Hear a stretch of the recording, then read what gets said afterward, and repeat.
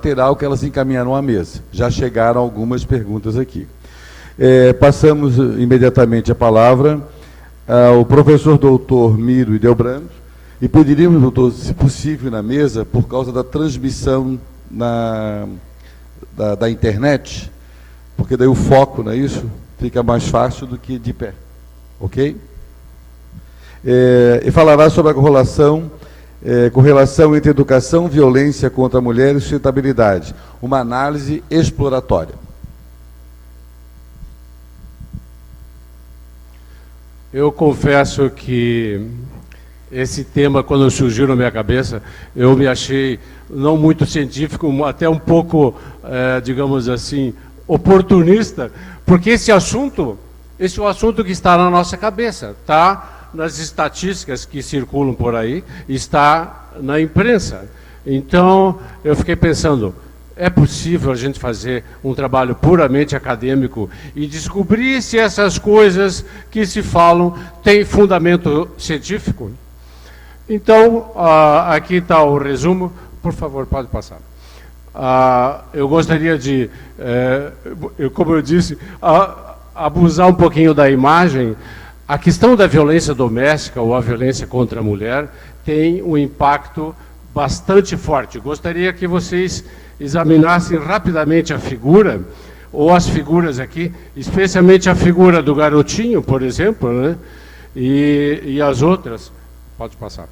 E agora vocês vejam uma das consequências visíveis, mas eu não estou falando que ainda é uma questão psicológica, científica, que a gente pode medir, etc. Mas é uma questão visível. Vocês observem o que o menininho lá, né?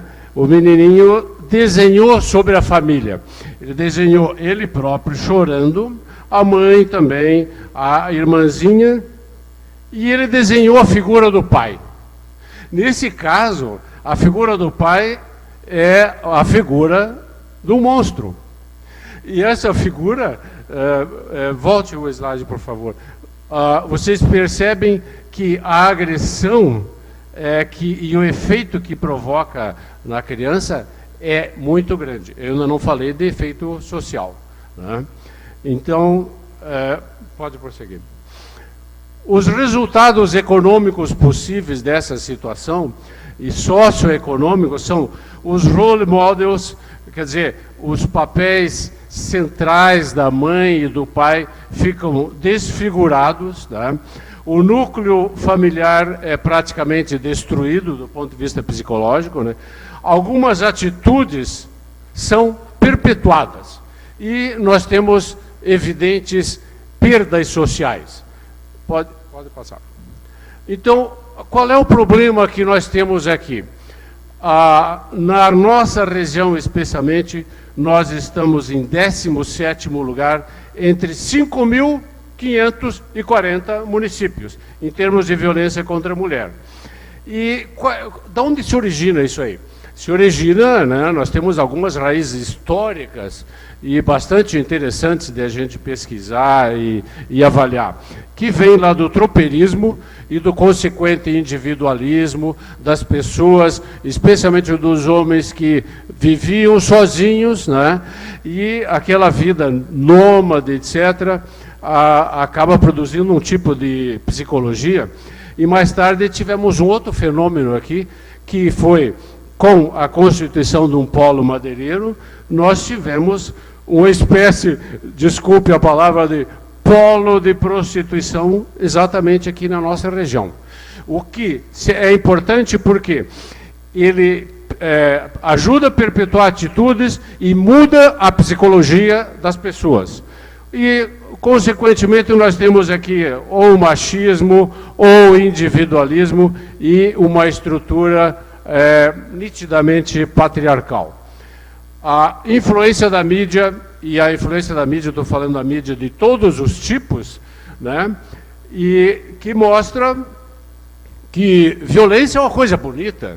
Violência é uma coisa que está na moda e você pode matar, esfaquear, explodir. E a gente está cansado de ver isso em todos os filmes, que a violência é uma situação explícita para, inclusive, crianças.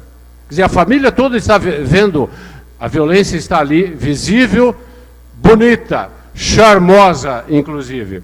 E, por último, nós temos uma educação formal, mais ou menos indiferente a tudo isso aí. Não só a questão da violência, mas a questão também da sustentabilidade. Por favor.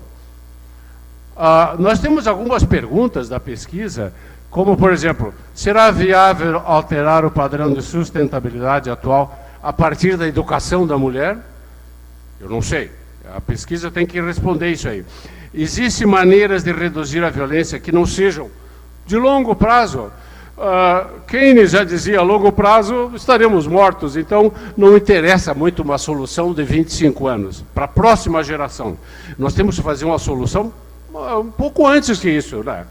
A outra coisa, mudar comportamentos masculinos arraigados, é possível ou não? Currículos escolares devem ser modificados para mudar essa questão de quase indiferença em relação a esses dois assuntos. Como fazer que um conceito de desenvolvimento sustentável faça sentido para todos? É uma resposta que tem que ser procurada. E como construir uma visão comum para o desenvolvimento sustentável?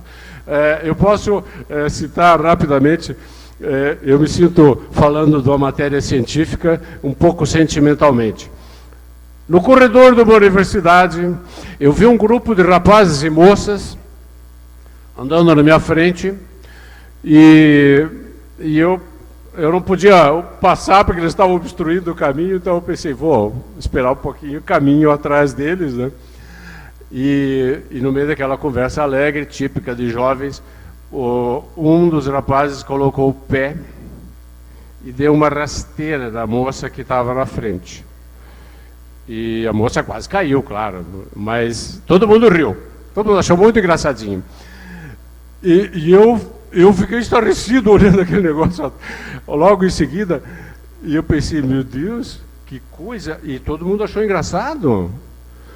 Bom, daí continuou um pouquinho mais, uns 10 ou 15 passos, e esse rapaz que aparentemente era namorado da moça, por isso que talvez ele sentisse uma certa liberdade. E no meio das risadas e tal, ele deu um tapão na nuca da moça.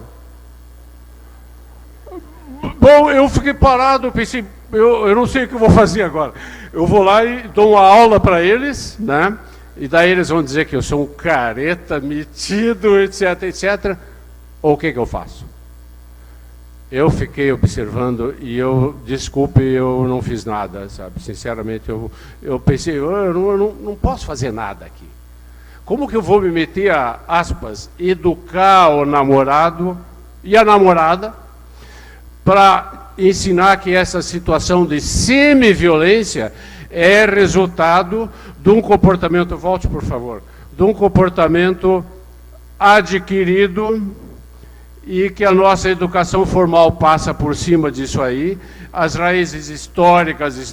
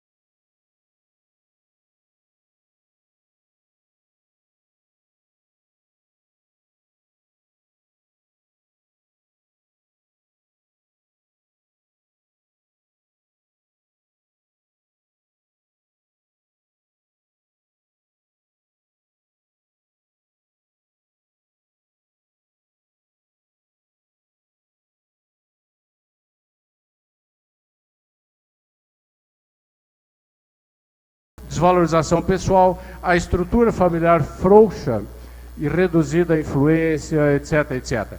A questão, novamente, da produtividade, ela também resulta nessas coisas aqui, crédito escasso, falta de compreensão de riscos de mercado, por exemplo, baixa remuneração, etc.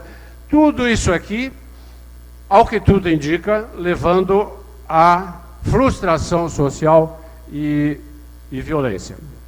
A violência, entre outras formas de violência, nós temos aqui a violência contra a mulher e as estatísticas, interessantes que as estatísticas distribuídas ao longo do mundo todo, nós temos estatística bastante lamentável, incluindo nos Estados Unidos, onde você pensar, nós temos estatística interessante, pode passar.